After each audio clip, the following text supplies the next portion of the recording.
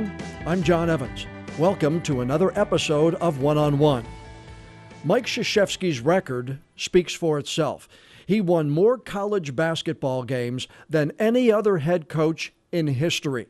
In his 46 years, first at Army and then at Duke, his teams won more than 1,200 games.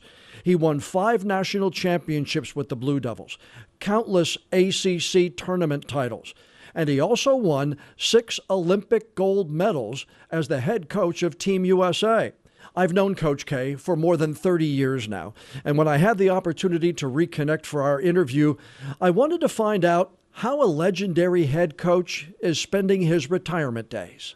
He won more games than any other college basketball coach in his 46-year career, 5 national championships, 6 Olympic gold medals coaching Team USA, and also was once my former co-host for Children's Miracle Network telethons at Duke Children's Hospital in Durham. Coach Mike Krzyzewski, welcome to WECT and One-on-One with Jon Evans. Thanks for your time today. Yeah, thank you. And yeah, I had to carry you there for a while. You're the young kid on the block, and but a good guy on the block. And I've enjoyed our friendship, and thanks for the help you did for our community, but especially for the Children's Hospital.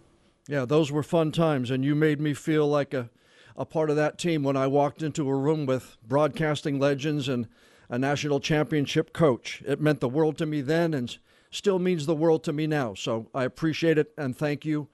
You don't know how much that meant. How's retirement, Coach?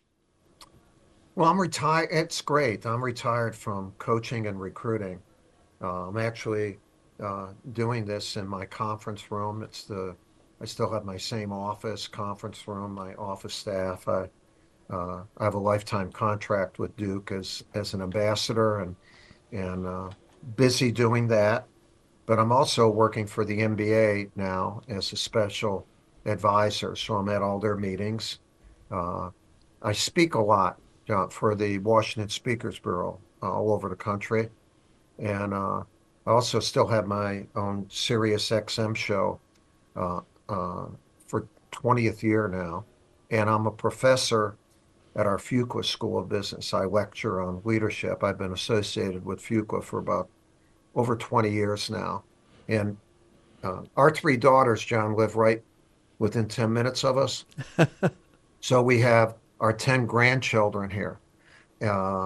And I'm either going to JV games, streaming something. We're as busy as can be, but we're happy. And I'm only doing things that I want to do. And all the things I mentioned are things that I want to do. What are your days filled with? I mean, I know you do a lot of things, and thank goodness you gave up coaching to be able to make room for everything else. But is this a Mike, you just said, is this a what Mike wants to do kind of time in your life? Yeah, and to learn, to stay purposeful. We still have our nonprofit in Durham, the Emily Krzyzewski Center. It's 18 years old. We service about 1,800 kids in Durham County, and there's a lot going on, and a lot of demands or requests. I shouldn't say demands, but requests. And when you do a bunch of speaking in that, you don't do it without preparation. And so I prepare a lot every time I have a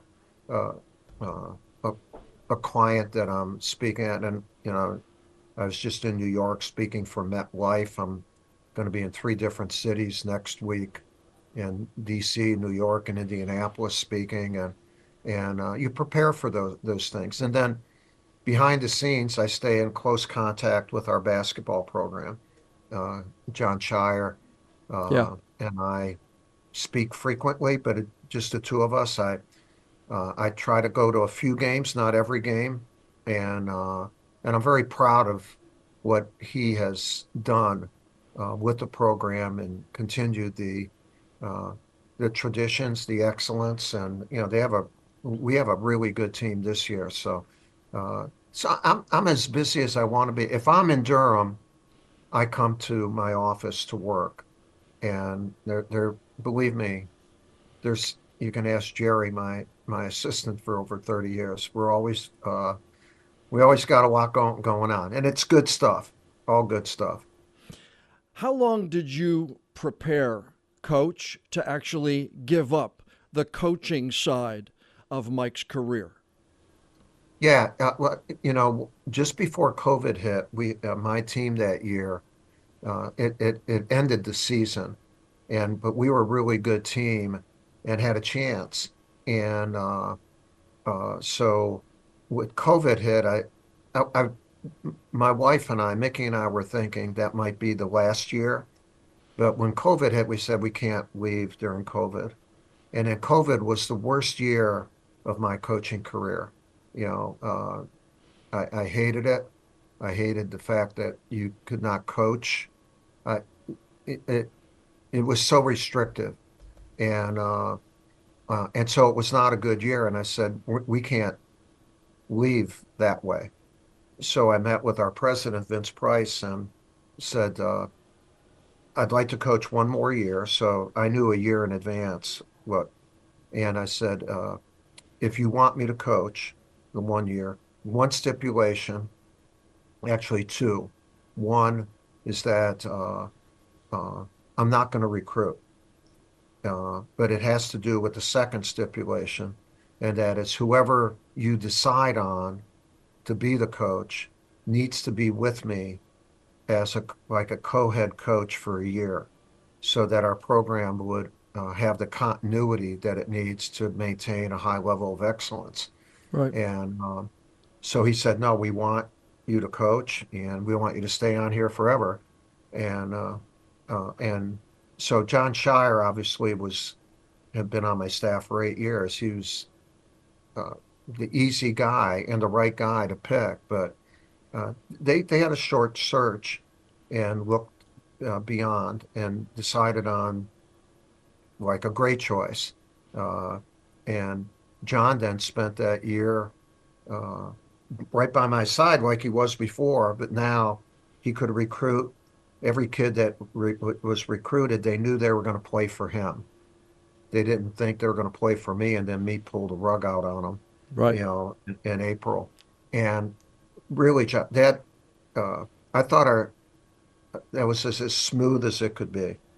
And uh, and I don't know if you're ever prepared to take on your first head coaching job, but I felt that John was as prepared as he could be. And then whatever help I can give him in these last 2.5 to 3 years behind the scenes, I give him. But he's his own man, and I'm proud of what he and his staff have done. Have you made any discoveries in retirement? The grass grows faster.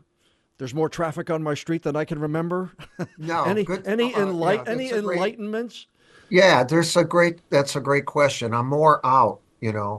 Actually, I get to spend more time with my family, which is great. Seeing my grandkids grow and be a part of that growth because they're all within 10 minutes of us. Uh, I get to spend more time with my dog, outside.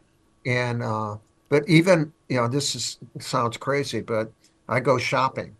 I go to the grocery store, and I like it. And my wife and my daughters, I never did. I said, yeah, I met so and so, and the checkout woman, was great today, and I mentioned her name, and so I'm making friends at the gas stations and the grocery stores, and uh, I still haven't gone to the mall. I don't know if people believe this, but in my 40 something years here, I've never gone to the mall. Uh, and so when I'm out on the road, I usually do my shopping.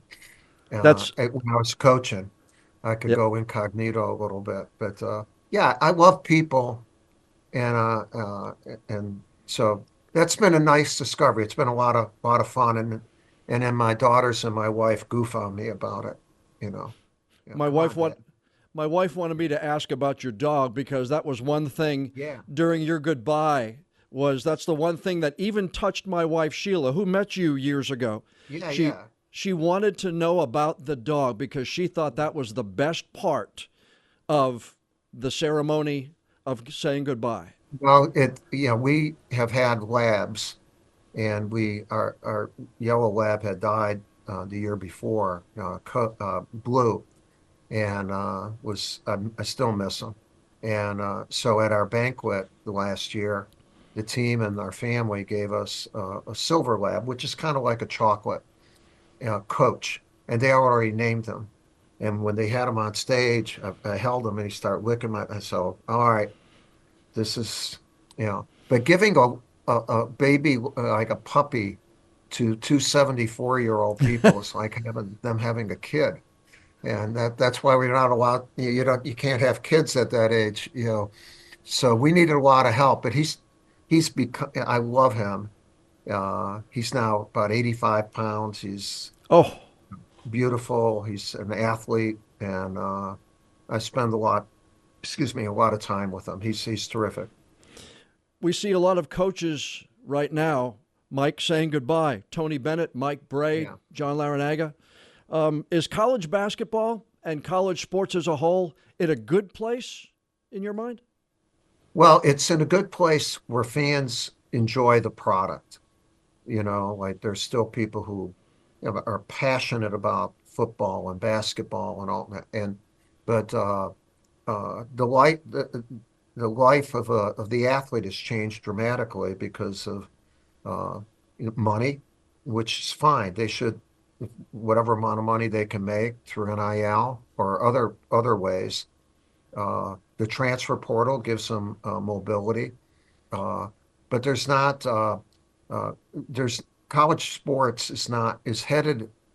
It can't keep going like this without leadership, without transparency, without governance that works, and whatever. And so this spring, I think, is a critical time for the Power Four commissioners to figure out a new model. College football has it done the best with the CFP, the College Football Playoff, Mm-hmm. and they're kind of removed from the NCAA for the most part. And whatever guidance we can get from that leadership group and the conference commissioners to make sure that the NCAA cannot do this anymore. Uh, in the way it's run, and it can't be run by committee, and it's a defunct way of doing it. So I'm anxious behind the scenes, and with my work in the NBA, I've tried to do some things and meeting with some conference commissioners and talking to the people in college basketball to see if they can create a model similar to football and where it has a leadership component. Could Mike Krzyzewski, as a 40 or a 50-year-old, go back to coaching college athletes in 2025 if you had the chance? No, I could do that, but I don't want to do it. Like I had 47 years of beautiful stuff. The wins, the losses, the championships, the interactions, and then, I coached the U.S. team for 11 years and was the ultimate honor. And that time, you know what? Yeah, I always felt you had to be worthy of winning. And to be the coach, the head coach, you have to pay the price of preparation and a huge time commitment with recruiting and whatever. Could I coach a game? Do I still know the game? Yes, of course I do. Could I still relate to players? Yes. I don't want to make that com commitment. Therefore, I would not be worthy of winning. So I knew that.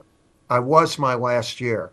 I gave it my best, and it was a great year. We lost uh, in the Final Four to North Carolina in a great game, and I'm proud of that. I'm proud of the fact that I would have loved to have it end with a national championship, but I love that it ended in a great game against an opponent that's been a great opponent and that I have the ultimate respect for. As you were building your culture at Duke, Coach, when did it get to the point that it was Mike's program? You came in, you did well, and then you won the two national championships. But you tried to instill, I've read so much that you've said, that you wanted to instill your program. When did you Yeah, think no. that it got? When did you think that it got there? Well, when I took over, it was in a rebuilding stage, Right. although hardly anybody knew that yet because Bill Foster had really good success, but it was on the way down. And so it wasn't like I took over somebody's program, somebody's culture or whatever. So it really started with that class of Dawkins, Allery, Billis, Henderson, and with the addition of Amaker the next year. I would say this though, it wasn't Coach K's or Mike's program, I, because it wouldn't be a good program that way. It was our program. It had to be a program of plural pronouns, not a singular person. And I always tried to make sure that it was everybody had ownership, all the people in my infrastructure and assistants, secretaries, people who helped out, cleaning and whatever. And then the players that came in, once we got that going, saw that, and then it helped me integrate them into our culture because it was there. But so much of what we did and what we accomplished was accomplished because of the people who were non-coaches and non-players in our organization, and they became family. And as a result, our program became like a family. I'm not saying it's the only family out there. Right. Like we're the only ones. I'm not saying that, but for us to achieve the level of success that we have achieved, uh, that was a key factor, and I love that. Well, I know you're very busy. You've got requests all over the place. It was great to catch up with you, Coach. We haven't had the chance to talk for many years. I appreciate you sparing me some time and joining the one-on-one with Jon Evans this morning. It's always good to talk to you. We wish you the very best down here in Wilmington. Yeah, thank you. And my family and I get down to Figure Eight for a week or two every summer, and so the Wilmington area is a treasured area for us. It's one of the beautiful spots on this planet, and we appreciate you all sharing it with our family for a couple weeks during the summer. Well, good to see you again, Coach. All the All right, best. all right, take care. A big thank you to Mike Krzyzewski for spending some of his very valuable time and joining us for this week's interview. As you heard, he's still busy with speaking engagements, his radio show, and spending time with his 10 grandkids, too. You can keep up with Mike Krzyzewski. Just go to CoachK.com. And now, before we leave, I'd like to ask you a favor. Please follow or subscribe to the One-on-One with Jon Evans podcast on whatever app you use to listen to your favorite shows. And if you would be so kind, please leave us a rating or a review. We do care what you think about our interviews, and the more feedback we have from friends like you, the higher we'll be listed on the apps, and the better chance we'll have of bringing in even more new listeners. I'm Jon Evans. Thanks so much for spending some time with us and listening to this episode of One-on-One.